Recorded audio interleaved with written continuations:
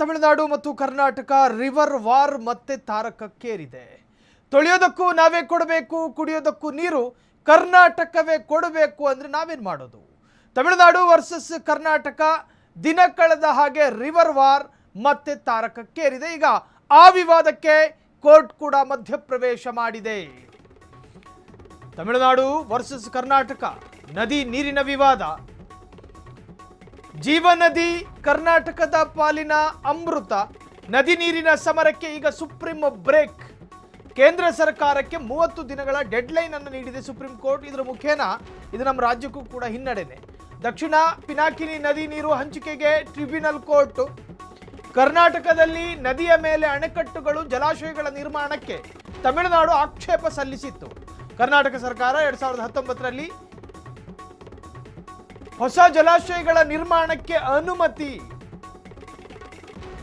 ಇದರಿಂದ ತಮಿಳುನಾಡಿಗೆ ನೀರು ಕಡಿಮೆಯಾಗುತ್ತದೆ ಎಂದು ತಮಿಳುನಾಡು ಆರೋಪ ಮಾಡ್ತಿತ್ತು. 2022ರಲ್ಲಿ ತಮಿಳುನಾಡು ಸರ್ಕಾರ ಸುಪ್ರೀಂ ಕೋರ್ಟ್ಗೆ ಸೂಟ್ ಫೈಲ್ ಮಾಡಿತ್ತು. ಇದೀಗ ಸುಪ್ರೀಂ ಕೋರ್ಟ್ ಮಧ್ಯಪ್ರವೇಶ ಮಾಡಿ ಐತಿಹಾಸಿಕ ಆದೇಶವನ್ನು ಕೊಟ್ಟಿದೆ. ಈ ತರಹದ ಜಲವಿವಾದಗಳು ಹಂಗೆ ಇರೋದು ಬೇಡ, ನ್ಯಾಯಾಧೀಕರಣ ನೀರಿನ ಹಂಚಿಕೆ, ಅಣೆಕಟ್ಟುಗಳ ನಿರ್ಮಾಣ ಇತರೆ ವಿವಾದಗಳನ್ನು ಪರಿಹರಿಸಲಿದೆ, ಕೂಡಲೇ ನ್ಯಾಯಮಂಡಳಿ ರಚಿಸಬೇಕು ಅಂತ ಹೇಳಿ ಆದೇಶ. ಹಾಗಾದ್ರೆ ಇದ್ರ ಕಥೆ ಏನು? ಇದು ಎಲ್ಲಿದು ನದಿ? ಎಲ್ಲಿ ಉಗಮ ಆಗುತ್ತೆ? ಎಲ್ಲಿಗೆ ಹೋಗಿ ಎಂಡ್ ಆಗುತ್ತೆ? ನಮ್ಮದೇ ರಾಜ್ಯದ ಚಿಕ್ಕಬಳ್ಳಾಪುರ, ಬೆಂಗಳೂರು ಗ್ರಾಮಾಂತರ, ಕೋಲಾರದ ಜನ, ಈ ಭಾಗದ ಕನ್ನಡಿಗರು ಕೃಷಿ ಅವಲಂಬಿತ ಕೃಷಿಗಳಿಗೆ ಇದೇ ನೀರಿನ ಅವಶ್ಯಕತೆ ಇರೋದು. ನಮಗೆ ನಮ್ಮಲ್ಲೇ ಉಗಮವಾಗಿ ಹರಿಯುವಂತಹ ಅತ್ಯಂತ ಜೀವನದಿ. ಕೋಲಾರ ಭಾಗದ ಜನರಿಗೆ, ಬೆಂಗಳೂರು ಗ್ರಾಮಾಂತರದ ಜನರಿಗೆ, ಚಿಕ್ಕಬಳ್ಳಾಪುರದ ಜನರಿಗೆ ಈ ನದಿಯ ನೀರು ಅವಶ್ಯಕ ಮಾತ್ರವಲ್ಲ, ಅತ್ಯವಶ್ಯಕ. ಇದರ ಮಾರ್ಕಂಡೇಯ ನದಿಗೆ ಅಡ್ಡಲಾಗಿ ನಾವೊಂದು ಜಲಾಶಯ ಕಟ್ಟಬೇಕು ಅಂತ ಹೇಳಿ ಇವತ್ತು ನೆನ್ನೆಯ ನಿರ್ಧಾರ ಅಲ್ಲ. ಇದು 1.5 ದಶಕದ ಹಿಂದಿನ ತೀರ್ಮಾನಗಳನ್ನು ಕೈಗೊಳ್ಳೋದಕ್ಕೆ ತಮಿಳುನಾಡು ಬಿಡ್ತಾನೆ ಇಲ್ಲ. ಅಲ್ಲೊಂದು ಆಕ್ಷೇಪ, ಅಲ್ಲೊಂದು ನಕಾರ, ಅಲ್ಲೊಂದು ಮಧ್ಯಂತರ ಆಕ್ಷೇಪ. ಹೀಗೆ ಕರ್ನಾಟಕದವರು ಮಾರ್ಕಂಡೇಯ ನದಿಯ ಅಡ್ಡಲಾಗಿ ಅಣೆಕಟ್ಟು ಅರ್ಥಾತ್ ಜಲಾಶಯ ಕಟ್ಟಿದ್ದೇ ಆದಲ್ಲಿ ತಮಿಳುನಾಡಿನ ಅರ್ಧ ಭಾಗ ಜನ ಕುಡಿಯೋ ನೀರಿಗೆ ಮಣ್ಣು ಬಿದ್ದಂಗೆ ಆಗುತ್ತೆ. ನಮಗೆ ಕುಡಿಯೋದಕ್ಕೆ ನೀರಿಲ್ಲ. ಒಂದು ವರದಿಯ ಪ್ರಕಾರ ತಮಿಳುನಾಡಿನ ಜನ ಈ ನದಿಯ ನೀರು ಕುಡಿತಾ ಇಲ್ಲ, ಬದಲಾಗಿ ಇದನ್ನ ಕೃಷಿ ಕೆಲಸಕ್ಕೆ ಮಾತ್ರ ಬಳಸ್ಕೊತಾ ಇದ್ದಾರೆ. ಕುಡಿಯೋದಕ್ಕೆ ನೀರು ಹೆಚ್ಚುವರಿಯಾಗಿ ಕಾವೇರಿ ನೀರಿದೆ.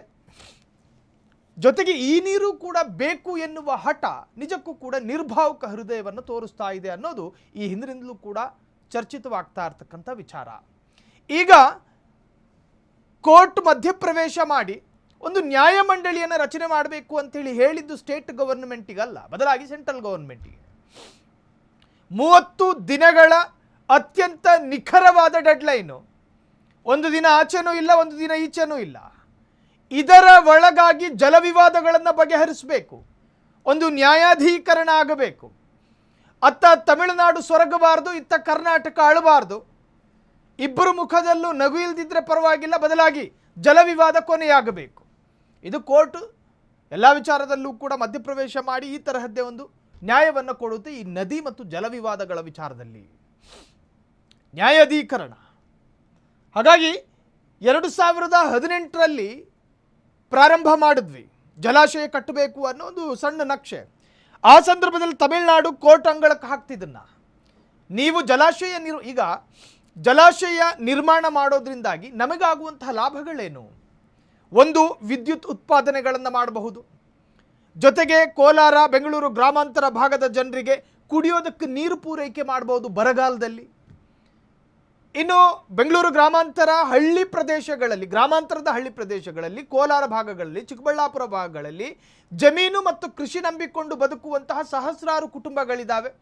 ಅವರಿಗೆ ನೀರು ಪೂರೈಕೆ ಮಾಡಬಹುದು. ಇವೆಲ್ಲ ಲಾಭಗಳನ್ನು ಮುಂದಿಟ್ಟುಕೊಂಡೇ ರಾಜ್ಯ ಜಲಾಶಯದ ನಿರ್ಮಾಣಕ್ಕೆ ತೀರ್ಮಾನ ಮಾಡಿದ್ದು.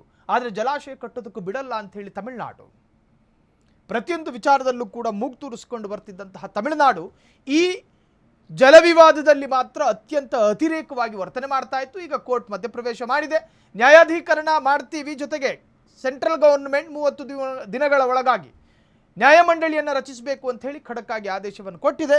ಮುಂದೆ ಮತ್ತೆ ಇದು ಹೊಸ ತಿರುವು ಪಡೆದುಕೊಳ್ಳುತ್ತಾ ಕಾದು ನೋಡೋಣ. ಕ್ಷಣ ಕ್ಷಣದ ಸುದ್ದಿಗಳಿಗಾಗಿ ಫ್ರೀಡಂ ಟಿವಿ ಸಬ್ಸ್ಕ್ರೈಬ್ ಮಾಡಿ, ಲೈಕ್ ಮಾಡಿ ಹಾಗೂ ಫಾಲೋ ಮಾಡಿ. ಹೊಸ ಸುದ್ದಿಗಳ ನೋಟಿಫಿಕೇಶನ್ಗಾಗಿ ಬೆಲ್ ಐಕಾನ್ ಮೇಲೆ ಕ್ಲಿಕ್ ಮಾಡಿ.